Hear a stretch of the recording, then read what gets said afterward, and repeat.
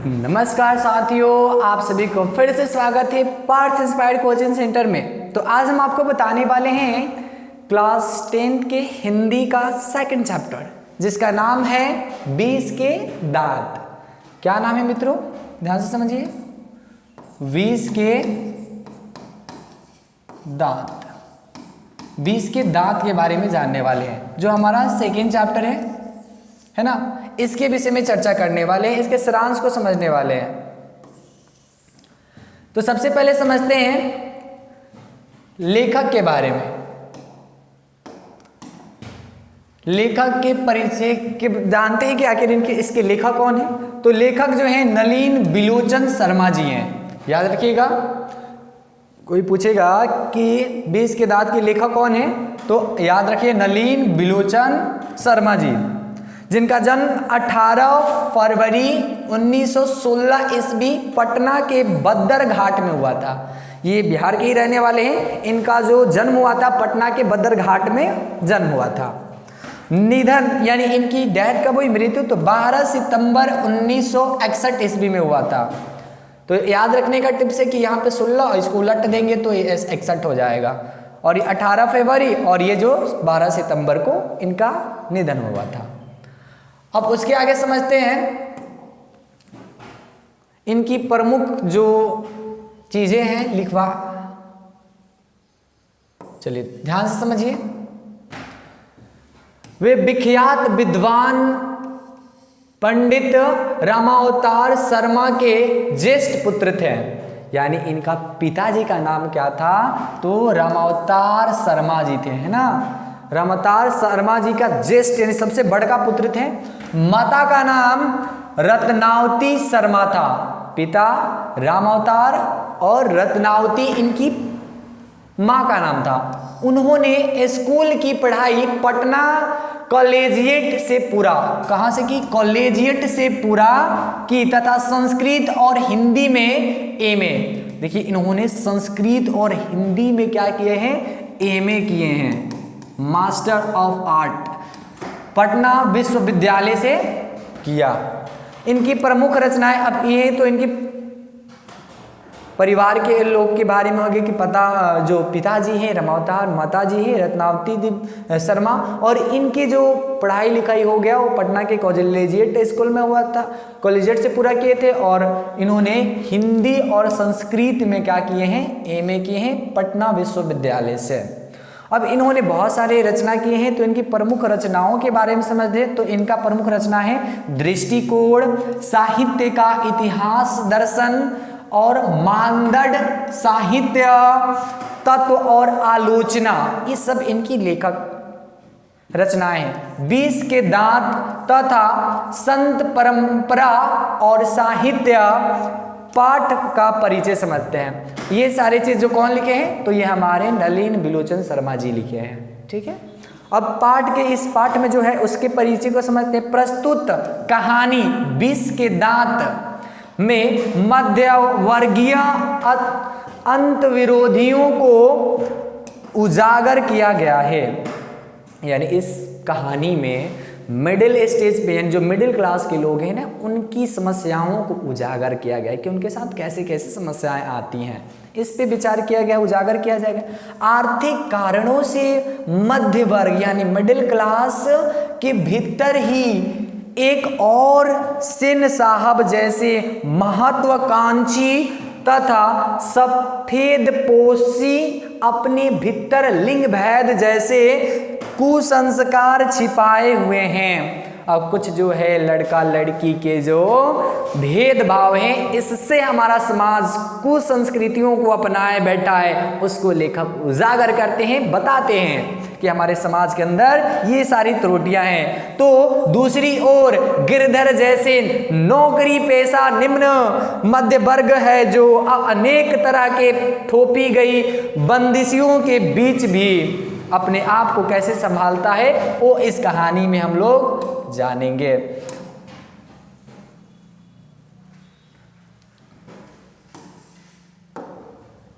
तो अपने अस्तित्व को बहादुरी एवं साहस के साथ, हिम्मत के साथ बचाए रखने के लिए संघर्ष करता है। इस कहानी में हम लोग देखेंगे कि ऐसे ऐसे लोग हैं, एक तो गरीब अमीर लिंग भेद है ना इससे संबंधित, और उसमें भी एक ऐसा साहसी वीर है जो इन सबके दबे होने के बावजूद भी अपने साहस और हिम्मत को एकदम सुडौल रखा है। यह कहानी सामाजिक भेदभाव, लिंग भेद, आक्रामक स्वार्थ की छाया में पलते हुए प्यार दुलार के कुपरिणामों को उभारती हुई सामाजिक समानता एवं मानवाधिकार की महत्वपूर्ण नमूना पेश करती है। ये कहानी से हमें लिंग भेद की समस्याओं से मुक्त होगा और सामाजिक भेदभाव और आक्रमण स्वार्थ इससे और छल कपट की जो बातें हैं, लार दुलार की जो कुपरिणामे हैं, इन सब का ये कहानी उजागर करने वाला है, कल्याण करने वाला है। तो चलिए, कहानी काफ़ी अच्छा है, काफ़ी इंटरेस्टिंग है। इस कहानी के हम लोग सारांश इस वीडियो में जानेंगे, है ना। पाठ का नाम क्या है? 20 के दांत। याद रखिएगा मित्रों, किस चीज का? 20 के दांत। काफ़ी अच्छी कहानी है, ध्यान से समझिए, सारी कहानी समझ में आएगा आपको। सेन साहब एक अमीर आदमी थे। कोई पूछे सेन साहब कौन थे? तो एक अमीर आदमी थे जिनकी 5 लड़कियां थी, जिनके पास बच्चियों की संख्या कितनी थी? 5 थी। एक लड़का था, देखिए 5 लड़कियां और एक लड़का था। लड़कियां क्या थी? कठपुतलियां थी। वे किसी भी चीज को ना तोड़ती फोड़ती थी। अब बात तो समझो, लड़कियां ना थी, वो कठपुतलियां थी, जहां बोल दिया जाए खड़ा हो वहीं पे खड़ी रहती थी, और आज तक कोई चीज को ना तोड़ती मरोड़ती थी। ऐसी प्यारी बच्चियां थी, किसी चीज को तोड़ती फोड़ती नहीं थी। समझो कठपुतली, या कठपुतली समझते हो ना, कट कट मतलब लकड़ी, लकड़ी का बना हुआ पुतला, है ना, doll with made by would. दौड़ती और खेलती भी थी, किसी चीज को तोड़ती नहीं थी, लेकिन क्या दौड़ती भी थी और खेलती भी थी, तो केवल शाम के वक्त। अब देखिए, इतनी संस्कारी लड़कियां थी कि अगर दौड़ना भी होगा, खेलना भी होगा, तो आपको शाम को ही खेलती थी लोग। सेन साहब नई मोटर कार ली थी, और उसके बाद से क्या हुआ, एक दिन की बात है, सेन साहब तो काफी अमीर थे, तो उन्होंने क्या किया, एक नई मोटर कार लाई, नई 4 व्हीलर लिए, और स्ट्रीमलैंड काली अब जो कार थी वो स्ट्रीमलैंड थी और काली चमकती हुई खूबसूरत गाड़ी थी। यानी वो स्ट्रीमलैंड काली, वो कार कैसी थी, किस रंग की थी? तो काली थी और काफी खूबसूरत थी गाड़ी थी। सेन साहब को उस पर नाज था। सेन साहब को लगता था कि ऐसा काला गाड़ी है वो किसी के पास नहीं था। एकदम शान से रहते थे, अपने कार को देखकर खुश होते थे कि वाह, मेरे पास स्ट्रीमलैंड काली चमचमाती हुई कार है। तो काफी उस पे नाज था अपने कार पे। एक धब्बा भी ना लगने पाए क्लीनर और शोफर को सेन साहब की सख्त तकदीर थी। पूरे जो शोफर थे, ध्यान से समझो, गाड़ी जो क्लीनर था, साफ करने वाला, और शोफर, इनसे एकदम वार्निंग दे दिए थे कि मेरे कार पे, मेरे गाड़ी पर कहीं भी एक धब्बा नहीं होना चाहिए। ऐसा कह दिए थे हमारे सेन साहब, इतने कड़क आदमी थे। तो इन्होंने कह दिया कि कहीं भी कोई एक धब्बा नहीं रहना चाहिए। चूंकि खोखा सबसे छोटा और सेन साहब के नाउम्मीद बुढ़ापे की आंखों का तारा था। अब जो ये 5 बेटियां थी और एक बेटा था जिसका नाम था खोखा, वो इनके बुढ़ापे का सहारा था, एकमात्र नाउम्मीद कर सकते हैं, क्योंकि ये एक बहुत ही अलग किस्म का बच्चा था। इसलिए मोटर को कोई खतरा था तो खोखा से ही था। अब तो इतनी महंगी गाड़ी है तो उस गाड़ी को दूसरा कोई तो नुकसान नहीं पहुंचाएगा, लेकिन अगर गाड़ी को खतरा है तो वो किससे था? वो था खोखा से, क्योंकि खोखा जो था वो एक लौता था, 5 बहनों की एक प्यारा भाई था और माता पिता का तो एकदम लाडला ही था। तो इसलिए उस कार को अगर किसी से डर था, खतरा था तो खोखवा से था, है ना। आप समझिए खोखा से खतरा खत्म होता है कि क्या होता है, आगे समझिए कहानी, अच्छा लगता होगा, है ना मित्रों। चलिए समझिए, ध्यान से सुनिए। एक दिन की बात है कि सेन साहब को सूफर एक औरत से उलझ पड़ा। बात यह थी कि उसका 5-6 साल का बच्चा मदन गाड़ी को छूकर गंदा कर रहा था। अब देखिए, अब एक औरत थी और शोफर जो था ना, शोफर, उस शोफर ने देखा कि अरे वो गाड़ी को मतलब था, तो वहाँ पे गाड़ी के पास था तो देखा कि अरे कोई 5-6 साल का लड़का था, कोई मदन, जिसका नाम था मदन। अब वो मदन जो था 5-6 साल का लड़का, अब ये गाड़ी को छू के गंदा कर दिया। अब ये शोफर उसने देखा तो क्या हो गया, तंग हो गया कि अरे ये कैसे, मेरे मालिक तो देखेंगे तभी कहेंगे कि अरे इस पे धब्बे लगे हैं, पूरा मतलब गुस्सिया गया। अब गुस्सियाने के बाद क्या हो गया, अब मदन गाड़ी की ओर छूकर गंदा कर रहा था और शोफर ने जब माना किया तो वह उल्टे शोफर से ही उलझ पड़ा। अब देखिए उस औरत की क्या, देखिए कि वो औरत की जो बच्चा था वो गाड़ी छूने, नॉर्मल बच्चा, उसको उतना क्या सेंस है कि गंदा हो रहा है, क्या हो रहा है, तो बच्चा गाड़ी को ऐसे टच कर लिया। अब जैसे छुआ तो अब ये शोफर मना करने लगा। अब उस पे जैसे शोफर वो मना किया कि अब जो औरत थी यानी मदन की माँ थी वो इससे उलझ गई कि बच्चा है तो आप बर्दाश्त नहीं कर सकते, ये छू दिया तो कहा झगड़ा कर रहे हैं, तंग कर रहे हैं, इस तरह का बात आने लगा। तो फिर देखिए क्या होता है, उसके बाद से ये होता है कि वह मामला अभी सिमटा ही था कि इस बीच खोखा ने मोटर की पिछली बत्ती का लाल शीशा चकनाचूर कर दिया। अब जो ये खोखा था ना, वो खोखा तो काफी शरारती लड़का था और दुलार भी उसको काफी ज्यादा मिलता था क्योंकि वो इकलौता था।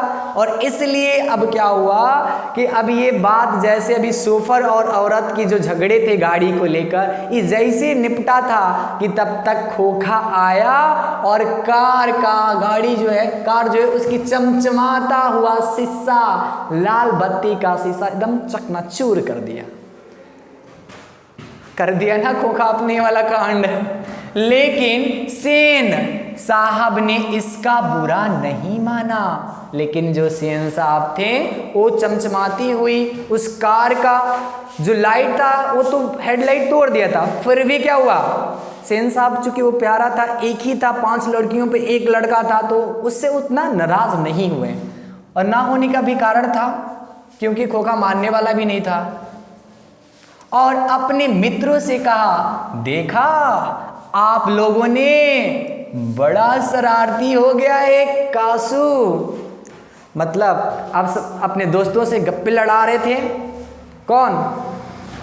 सेन साहब अपने दोस्तों से गप्पे लड़ाते हुए कहते हैं कि देखो मेरा लड़का खोखा जो है अभी से ही कितना आगे, अभी कितना मैकेनिक बनेगा, मैकेनिकल इंजीनियर, अभी से मेरे गाड़ी पे जा रहा है और कुछ ना कुछ कलाकारी कर रहा है। ऐसे कहते हैं अपने दोस्तों में, अपनी खोखा का काफ़ी तारीफ करते हैं, 1% भी बुरा नहीं माने कि कारे तूने नुकसान क्यों किया, उस कार के हेडलाइट का है तोड़ा, चाहे वो बत्ती चमचमाती हुई रेड बत्ती का क्यों तोड़ दिया, इस तरह का भावना उनके अंदर नहीं आया। उन्होंने सोचा कि अरे मेरे बेटा तो वो अभी से ही गाड़ी से काफ़ी लगाव है, इसलिए वो गया तोड़ने, मतलब सीखने गया है, इस तरह का उनके अंदर थॉट्स आने लगे। मोटर के पीछे हरदम पड़ा रहता है। अब कहते हैं देखो कासू, ये मेरा जो खोखा इकलौता लड़का है, कितना ये मतलब कार से सब अपना अच्छा रिलेशन रखता है, इसी के बारे में जानना चाहता है, हमेशा मोटर कार को ही देखता है और उसके बारे में सोचता रहता है। कासू ने मिस्टर सिंह साहब के अगले तथा पिछले पहिए की हवा निकाल दी थी। अब जो कासू था ना, वो कासू क्या था कि इनके कार के अगले और पिछले दोनों की हवा निकाल दिया था। और फिर देखो क्या होता है, बहुत मजा आएगा। निकाल दिया था। जब मिस्टर सिंह विदा हो गए तो सेन साहब ने मदन के पिता गिरधर, मदन जो था अब गिरधर थे, गिरधर के जो पुत्र था वो था आपका मदन। तो लाल को, गिरधर लाल को जो उनके फैक्ट्री में किरानी थी, अब इनका एक फैक्ट्री था उसमें किरानी जो थी वो गिरधर लाल थी,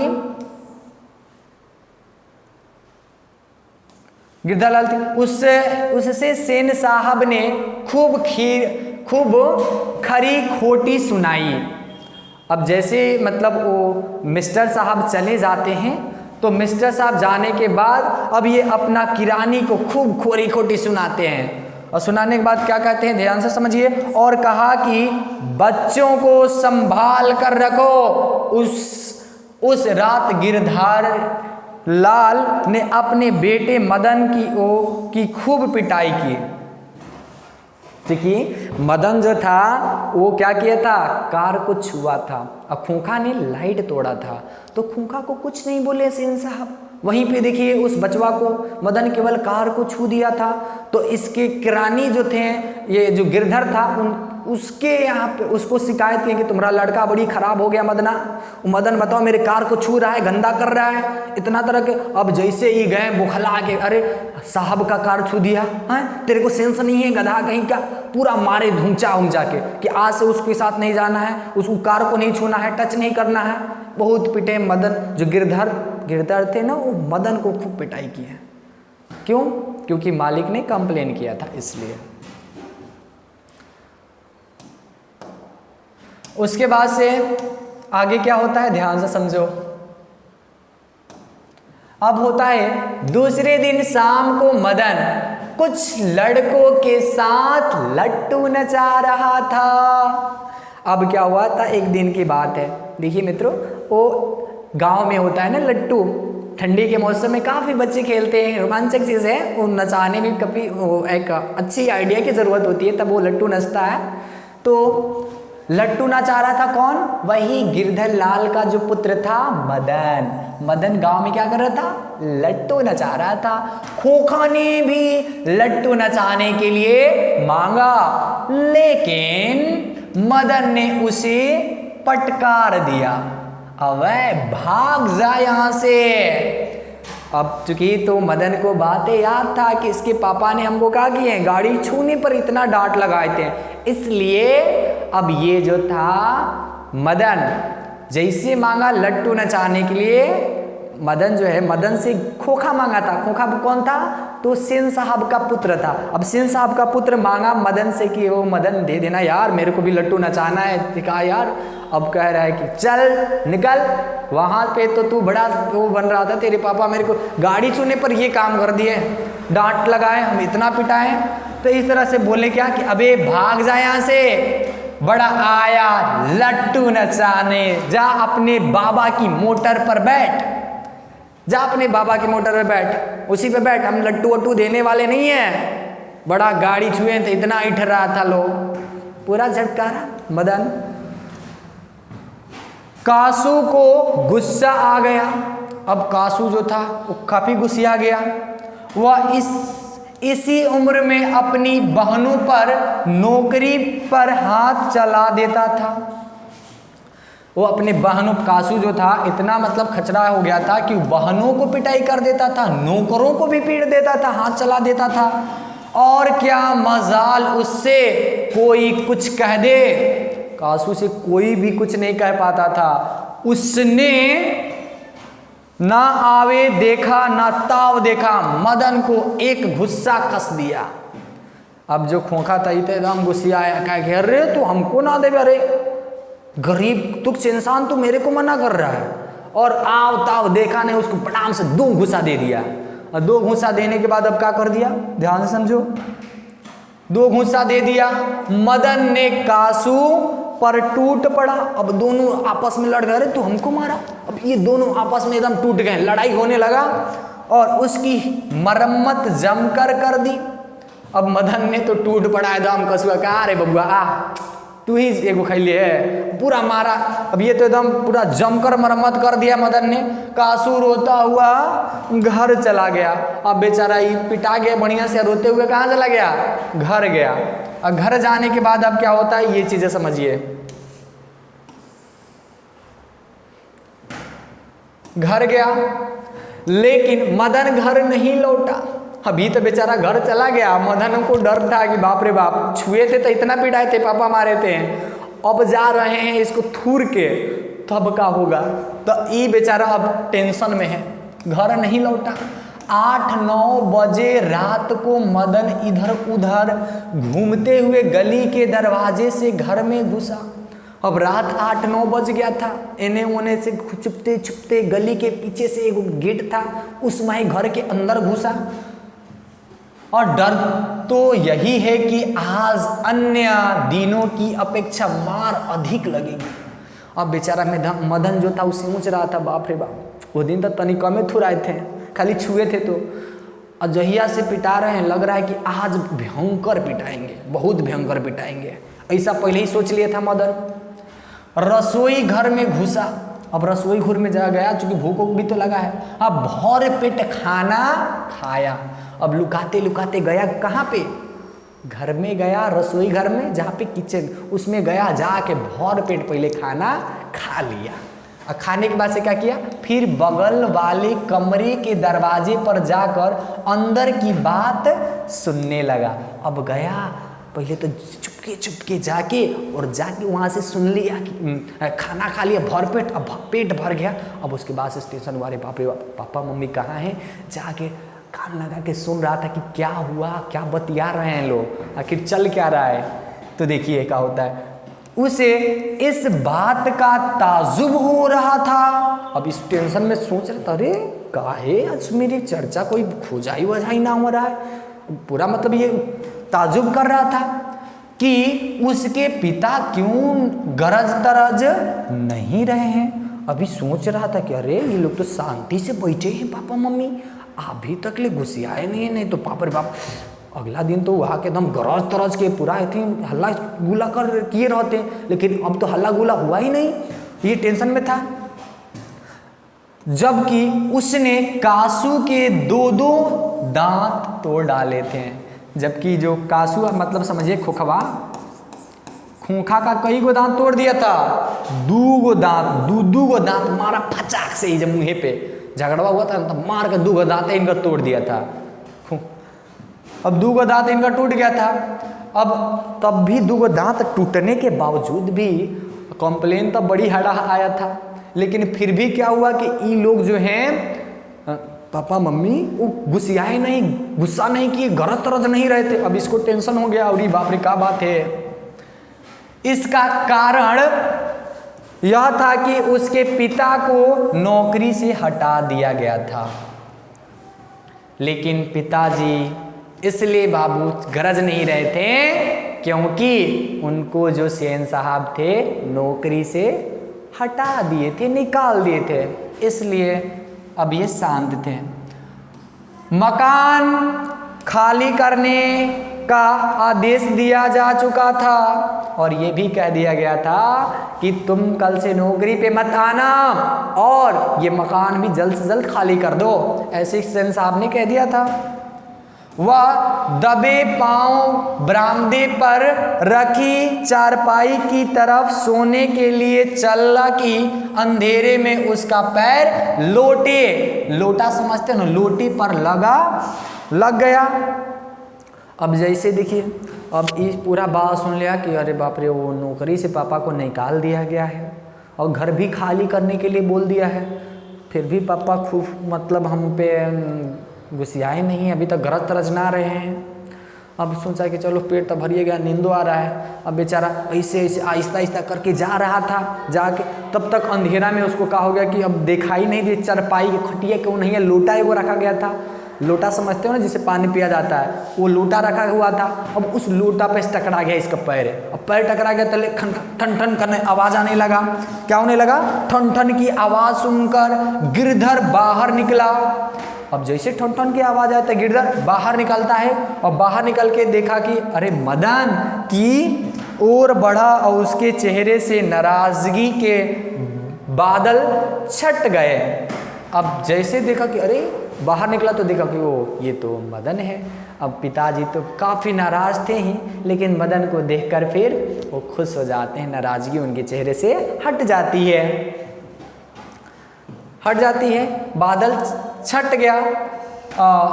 उसने मदन को अपने गोद में उठाकर बेपरवाही, उल्लास और गर्व के साथ बोला।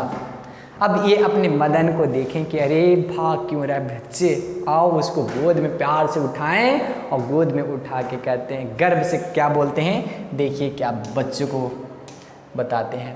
गर्व से बेपरवाही, किसी टेंशन के नहीं, एकदम अच्छे से उस मदन को उठाते हैं गोद में और उठा के प्यार लार दुलार कहते हैं और साथ बोले, उठा जो किसी के लिए भी नौकरी से निकाले जाने पर भी मुमकिन हो सकता है।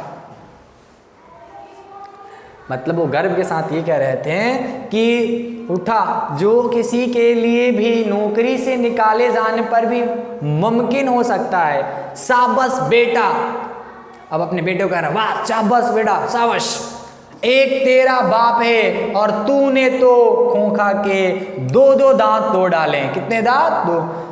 दो दो दांत तोड़ डाले। कह रहे हैं कि शाबाश बेटा, तुमने तो कमाल कर दिया। मैं उस बताओ एक बच्चे की गलती से मेरी नौकरी छीनने आ जाता है, वो भी ना उसकी छोटी सी गलती की वजह से डांटें मिलती है हमें, और तुम एक है कि उस खूंखा का तो दो डांटें तूने तोड़ डाली। लेखक के कहने का तात्पर्य है कि कोई व्यक्ति स्वार्थवश ही किसी का अपमान सहन करता है।